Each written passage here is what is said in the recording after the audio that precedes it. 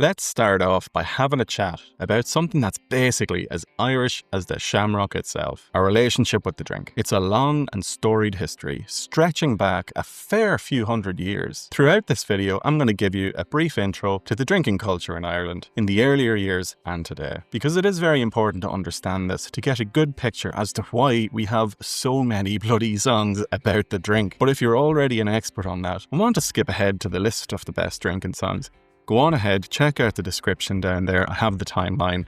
You can navigate through the songs that way. So anyway, let's get cracking. So how did all this start? Did you know that the Irish used to be the most advanced civilization on the planet before the invention of alcohol? Well, that's an absolute load of bollocks, because we've always been an awful pack of drunkards since the dawn of civilization. Joking aside, back in the 18th century, things really took off. Especially for the working class in the cities. Life was tough, and the drop of the hard stuff wasn't just a way to cope. Pubs became the heart of the social world, and with whiskey getting cheaper thanks to industrialisation and the likes of that, consumption went through the roof by a whopping 750%. Our damp, beautiful climate as well, and the influence of British sporting culture also played a part in encouraging a bit of the session. On a side note, that's why our rugby team is better than theirs. The key is a 6-pack of harp before the game. Anyway, with breweries and distilleries just down the road, sure, the drink was easier and cheaper to come by. To this day as well, having a few pints is a normal part of getting together with friends, and for many, that includes a little bit of binge drinking. Of course, not everyone was happy with this state of affairs. The Catholic Church in particular, they had a huge influence on this. They tried to put a stop to the worst of the drinking by encouraging young Catholics to take a pledge of abstinence. This led to a rise of groups like the Pioneer Total Abstinence Association, which had a massive 360,000 members by 1948. In areas with a stronger Catholic presence, you would generally find people drinking a little bit less. Some Catholic groups even joined up with the temperance movements of the 19th century, partly to fight back against the drunken Irish stereotype that was arising. But now, there was never a full-out ban like there was in the United States, but there were certainly efforts to control the sale and consumption of alcohol through laws and taxes. As far back as 1556, you needed a license to distill spirits. Protestant-led movements also pushed for laws to limit drinking, and by 1945, alcoholism was officially recognised as a medical condition. In more recent times, taxes on booze in the early 2000s saw a drop in consumption, but when prices fell again in 2016, the numbers just went back up. In 2022, more recently,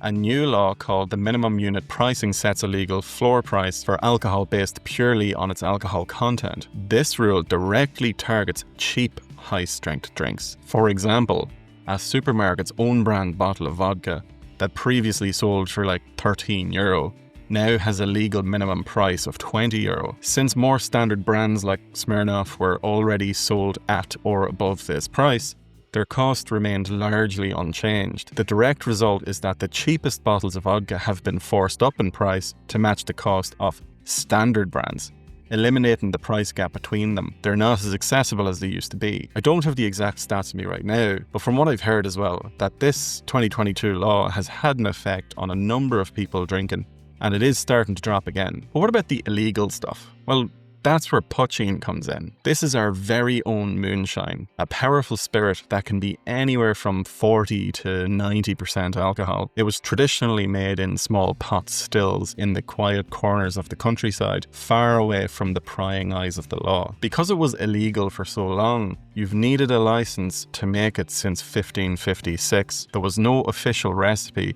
and a distiller's reputation was absolutely everything. I myself have had poitín a few times before, but Jesus, sometimes it'd burn the eyelashes off you. It's also been so long ago, and I couldn't even tell you whether it was good quality stuff or not. Maybe it wasn't even alcohol, who knows? But at the end of the day, you can't talk about drinking in Ireland without mentioning the music. The two are completely wrapped up in each other, a cornerstone of our social lives. Traditional Irish folk songs are full of stories about good times, drinking and the crack, but they also touch on the consequences of having a few too many. These songs are meant to be sung together in a pub, solidifying its place as the centre of our social and musical lives. So with that in mind, let's dive into some of the best Irish drinking songs. Right then, let's get to an absolute classic, A tune that practically every single man, woman and child on the island knows, Drunken Sailor. It's a grand old sea shanty with its roots stretching way back to the 1830s. Now, where it first popped up is a little bit of a mystery, like most folk songs, but if you listen closely as well, it sounds very similar to RAPALJE do Bhaile.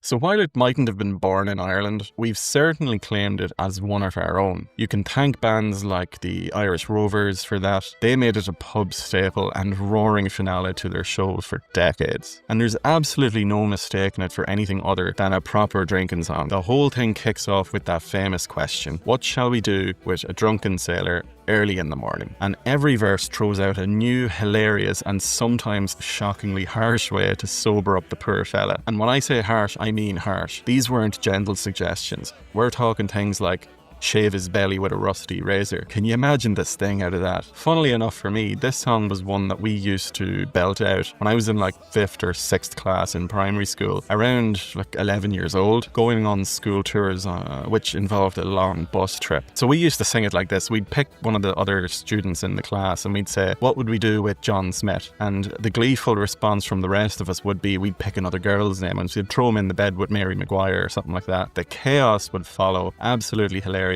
Faces would be pure red, kids would be absolutely mortified and angry as well, depending who you pick. But the majority of us on the bus would be laughing our heads off. The tune itself was originally a work shanty, you see, like with a driving stamp and go rhythm that just pulls you in and makes you want to join in. That catchy beat combined with the straight up, boozy and slightly brutal lyrics is what makes Drunken Sailor one of the best known and most loved drinking songs you'll ever hear bellowed across a packed Irish pub. What shall we do with a drunken sailor? What shall we do with a drunken sailor? What shall we do with a drunken sailor? Early in the morning. Hurry, upsy daisies, hurry, upsy daisies, hurry, upsy daisies, early in the morning. Alright, so next up is a tune that's pure genius, an absolute classic of a story, Finnegan's Wake. Now, if you really want to get technical about it, the song actually started in New York back in 1864. So it is Irish-American, but your luck, what's that between friends? Our own legends like the Dubliners and the Clancy brothers and got a hold of it and basically brought it home for good. They played it so often that it's as Irish as it gets now. And what makes it such a top-tier drinking song? Well, the entire story is just absolutely brilliant. And it's all about the magic of the drink itself. It tells the tale of your man, Tim Finnegan, a lad who was, as the song puts it, born with a love for the liquor. As you can guess, poor Tim has had a drop too much, takes a tumble from a ladder and everyone reckons he snuffed it. And you know yourself, an Irish wake can turn into a proper session. During the party, a bit of a scuffle breaks out, and in the middle of it all, a jar of whiskey gets knocked over, splashing right onto Tim's body in the coffin. And what happens next is pure gold. The Uisce Beatha, which is our Irish name for whiskey, meaning the water of life, does exactly what it says on the tin. Up jumps Tim, not a bother on him, alive and kicking, and ready to join the crack. So you have a fella whose love for the drink is both his downfall and his saviour. It's a story that's just pure gas, like a massive celebration of whiskey and a tune that everyone loves to belt out in the pub. An absolute classic. And she lay low as all the waves around the rush and the sun began.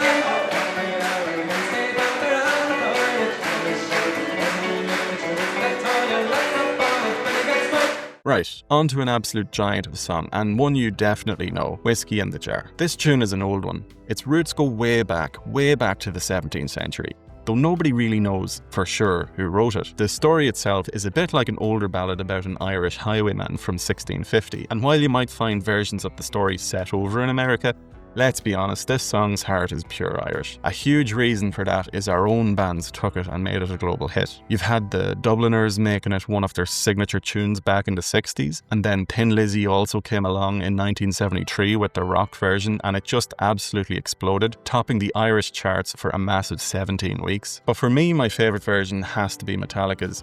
I was a fan of Metallica when I was younger, thanks to my older brother really, and I do remember seeing them at the RDS. It was 2006, 20 years ago. Alice in Chains were playing there as well. It was such a great lineup. I was only 14 at the time, and it was my first proper concert as well. I got a proper welcome to the rock scene when some fella with bleached blonde hair, sunglasses on, the whole look, he sucker punched me right in the side of the face for no reason, and to top it off as well, after that he went on and headbutted a girl and knocked her clean out. What a great first concert experience. Can any of yous watching this video top that as a concert experience? Let me know down in the comments. I'd love to hear if you've any more stories like that. Anyway, back to the song.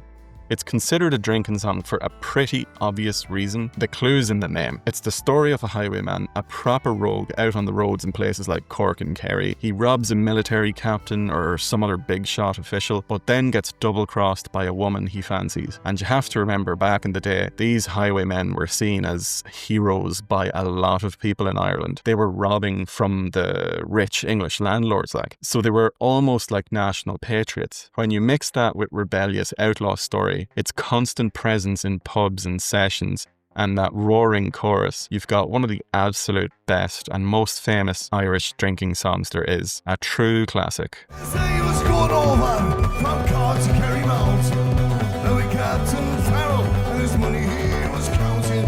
Hers produced me pistols, and she got me leaving. Send and deliver, but the devil he may take him. A shot and Wick follow me daddy-o, Wick follow me daddy-o, little risky in Chicago. So up next is another belter of a tune, All For Me Grog. It started its life with the Sailors before finding a home with pub singers everywhere. Now it's not 100% Irish from the get-go. You can trace its origins to the sea, and there's even an Australian version floating about. But like all the best songs, we heard it, we loved it, and we made it ours. A huge part of that was down to Dubliners, who released it as a single back in 1967 and made it a permanent fixture in their shows. And there is absolutely no doubt that this is a drinking song. The lyrics lay it all out for you. It's the story of a fella who sells everything he owns, his tools, his boots, even his poor wife, all to get his hands on some grog and tobacco. Grog was originally the name for the watered down rum sailors got every day, but it eventually just came to mean any kind of drink. But here's the funny thing, you'd think a song about a man losing everything to the drink would be a sad, miserable affair. Not a bit of it. The tune is completely upbeat and celebratory. He's not sitting there crying into his pint. He ends the song by declaring he's off back to the sea to make his fortune all over again. It's that cheerful defiance and the fact it's a massive, roaring chorus song that makes it absolutely perfect for a pub sing-along. So when you take a story that's purely about booze, a rhythm that's made for everyone to join in on, and its history with bands like the Dubliners, you've got yourself one of the best and most beloved Irish drinking songs there is.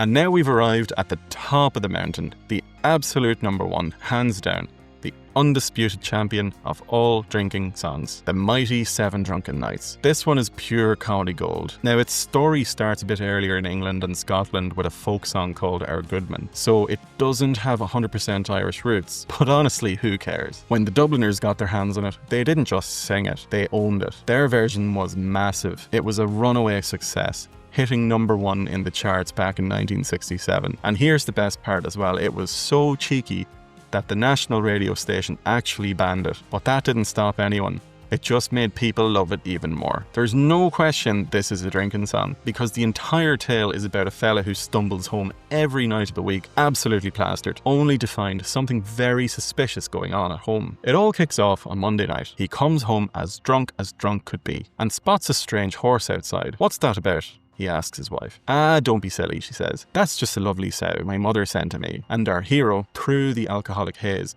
brilliantly replies, "Well, it's many a day I've travelled, 100 miles or more, but a saddle on a sow, sure, I've never seen that before." And the madness just keeps building. He comes home again on Tuesday and finds a man's coat where his own should be. The wife's excuse to this is, "It's just a lovely blanket." His comeback, "A blanket with buttons on? I never saw before." On Wednesday, it's a pipe he finds on the chair. "That's just a tin whistle," she says. "A tin whistle with tobacco in it?" He wonders aloud. Then on Thursday, he spots a pair of boots beneath the bed. "They're only a pair of flower pots," she insists, to which he points out, "Flower pots? With laces on? I never saw before." But the big finale, the one that everyone waits for, is he gets into his bedroom and he sees a strange head on the pillow next to his wife. Her excuse is the best one yet. "That's just a baby boy me mother sent to me." And our fella, bless his drunken heart, delivers the killer line, "Well, it's many a day I've travelled, 100 miles or more, but a baby boy with his whiskers on, sure I never saw before." That simple, hilarious pattern,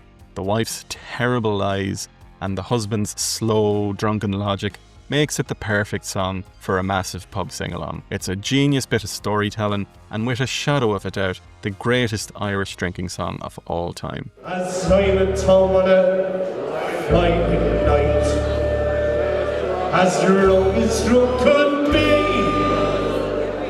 I saw a head with her the bed where my old head should be. So I called the wife, "Hey, friend!" And I said to her, "Would you kindly tell to me who owns that head with you in the bed where my old head should be?" Now you don't get up, you see your friend, but still you gotta say, "That's a baby boy, you know, you never said the name, that was ready to play it now."